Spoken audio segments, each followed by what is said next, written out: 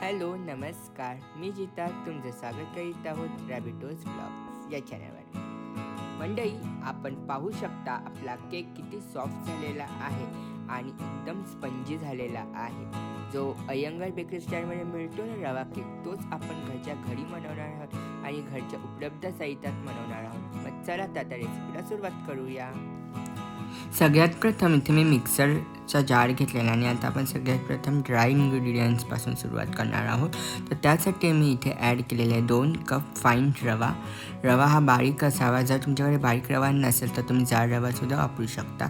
त्यानंतर मी इथे ॲड केलेली आहे साखर 1 कप शुगर. त्यानंतर मी इथे ॲड करत आहे मिल्क पावडर. जर तुमच्याकडे मिल्क पावडर नसेल तर तुम्ही स्किपसुद्धा करू शकता. आता हे सगळं ड्राय इन्ग्रेडियंट्स आपण मिक्सर जारला ग्राइंड करून घेणार आहोत. तर बघू शकता आपली पावडर झालेली आहे सगळी ड्राय इन्ग्रेडियंट्सची. पाहू शकता एकदम फाईन पावडर करायची आहे. पाहू शकता तुम्ही एकदम परफेक्ट झालेले आहे. आणि आता त्याच्यातच आपण वेट इन्ग्रेडियंट्स ॲड करणार आहोत. त्यासाठी इथे मी ॲड केलेलं आहे ऑइल. मी हे ऑइल सनफ्लावर ऑइल यूज केलेलं आहे. जर तुमच्याकडे दुसरं कोणतं ऑइल असेल तर तुम्ही यूज करू शकता. त्यानंतर मी ॲड करत आहे दही. दही हे फ्रेश दही असावं. असं कुठलं जुनं दही नका यूज करण्यात, तो आंबटपणा येईल आपल्या दही केकला. त्यासाठी फ्रेश दही यूज करा. मी इथे अमूलचं दही यूज केलेलं आहे.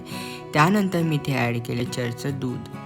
रूम टेम्परेचरचं दूध ॲड करायचं आहे. जर तुमच्याकडे रूम टेम्परेचरचं दूध नसेल तर तुम्ही थोडंसं मायक्रोवेव्हला गरम करून तुम्ही ॲड करू शकता. आता मी हे सर्व मिश्रण मिक्सरला ग्राइंड करून घेतलेलं आहे आणि तुम्ही पाहू शकता त्याचं आपली बॅटर किती मस्त झालेलं आणि फ्लोई झालेला आहे. मस्तपैकी झालेलं आहे आपलं बॅटर. आणि आता मी हे जे बॅटर आहे ते एका बाउलमध्ये ट्रान्सफर करून घेणार आहे.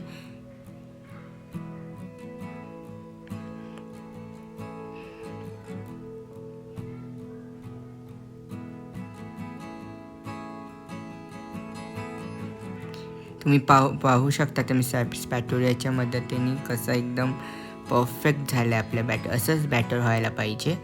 त्यानंतर इथे मी 1 टेबलस्पून बेकिंग पावडर ॲड करणार आहे आणि त्यासोबतच 1-2 TSP बेकिंग सोडा. आणि हे दोघे ॲक्टिव्ह करण्यासाठी त्यामध्ये मी ॲड करणार आहे थोडंसं दूध, जेणेकरून आपलं हे जे बॅटर आहे केकचं हे चांगल्यापैकी ॲक्टिव्ह होईल. त्यासाठी आपण बेकिंग पावडर आणि बेकिंग सोडाच्या मध्ये थोडंसं दूध ॲड केलेलं आहे आणि पटकन मिक्स करायचं, जेणेकरून आपला बॅटर हे ॲक्टिव्ह होईल.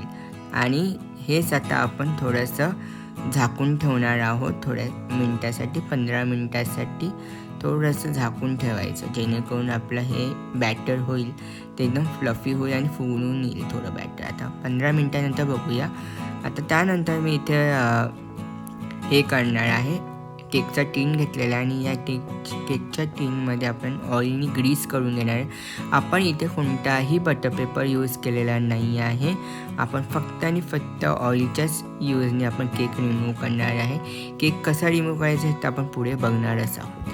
तर आता माझा केक टीनचा रेडी झालेला आहे. आता तुम्ही पाहू शकता बॅटर 15 मिनटानंतर कसं झालेलं आहे, परफेक्ट झालेलं आहे. तुम्ही त्याचं बघू शकता टेक्स्चरसुद्धा बॅटरचं. असं टेक्स्चर यायला पाहिजे तुमच्या बॅटरचंसुद्धा. एकदम मस्त झालेलं आहे. आता आपण हे जे आहे ते आता आपण जे ऑइल केलेलं होतं ना ग्रीस, त्यामध्ये आता आपण हे जे बॅटर आहे ते ट्रान्सफर करणार आहोत. आता चांगल्यापैकी ट्रान्सफर करून घ्यायचं आहे स्पॅटुल्याच्या मदतीने.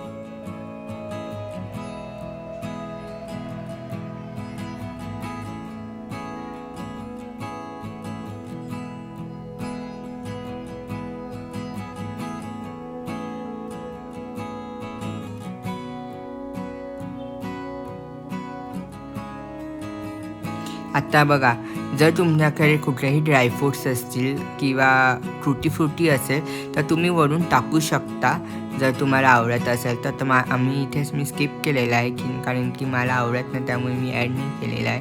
जर तुम्हाला आवडत असेल तर मी ॲड करू शकता. आता मी इथे प्रीहीट करून घेतलेली आहे कढई. 10 मिनटासाठी प्रीहीट केलेली होती ऑलरेडी. आणि आता त्यामध्ये आता मी हे जे आपलं टीन आहे केकचं ते मी ठेवत. आता मी इथे 20 ते 40 मिनटासाठी बेक करणार आहे. जर तुमच्याकडे हे नसेल, कढईमध्ये जर तुम्हाला बेक नसेल करायचं आणि जर तुम्हाला OTGमध्ये बेक करायचं असेल म्हणजे ओव्हनमध्ये, तर तुम्हाला 180 डिग्रीजमध्ये 30 to 40 मिनिट्ससाठी बेक करायचं आहे.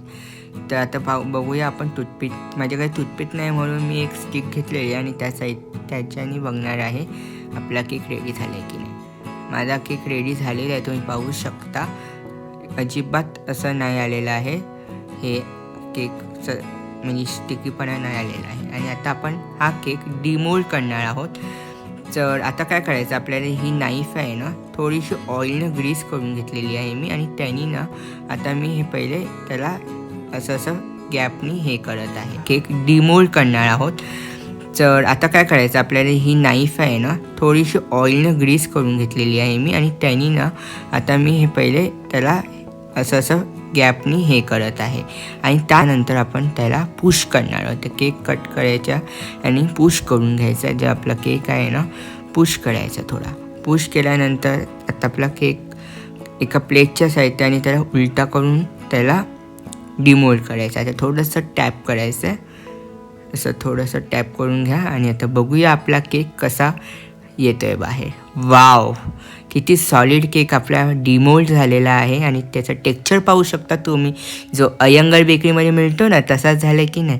हो, मस्तच झालं आहे. आणि त्याचं टेक्स्चर सेम टू सेम तसंच झालेलं आहे. आणि सो आता तुम्ही एकदम आता आपण ह्याला कट करून घेणार आहोत. सो आता पाहू शकता तुम्ही, एकदम मस्त झालेला आहे, फ्लफी झालेला आहे, सॉफ्ट झालेला आहे. टेक्स्चर पहा तुम्ही, मस्तच झालं, एकदम भन्नाट झालेलं आहे. आणि किती सॉफ्ट झाले तुम्ही पाहू शकतात. एकदम मऊ लुसलुशीत झालेला आहे आपला केक. आणि जर तुम्हाला सुद्धा करायचा असेल हा असा केक, तर मला तुम्ही माझ्या इंस्टाग्रामला रॅबिटोस म्हणून माझं इंस्टाग्राम आहे, स्क्रीनवरती ID दिसत असेल, तिथे तुम्ही जाऊन मला हे केकचे फोटो पाठवू शकता, किंवा तुम्ही मला ईमेल करू शकता. माझा ईमेल ॲड्रेस आहे patiljitarth@gmail.com. या व्हिडिओच्या खालीसुद्धा मी मेन्शन करेलच, तर तुम्ही तिथून जाऊन मला ईमेल करू शकता. सो तुम्ही पाहू शकता माझा केक किती सॉफ्ट झालेला आहे आणि एकदम भन्नाट झालेला आहे. तर मस्त झालेला आपला केक. जर तुम्हालासुद्धा असा करायचा असेल तर आपल्या चॅनलला लाईक करा, शेअर करा आणि सबस्क्राईब करा. भेटूया एका छानशा व्लॉगमध्ये किंवा एका छानशा रेसिपीमध्ये. तोपर्यंत आपली रेसिपी ट्राय करा. बाय.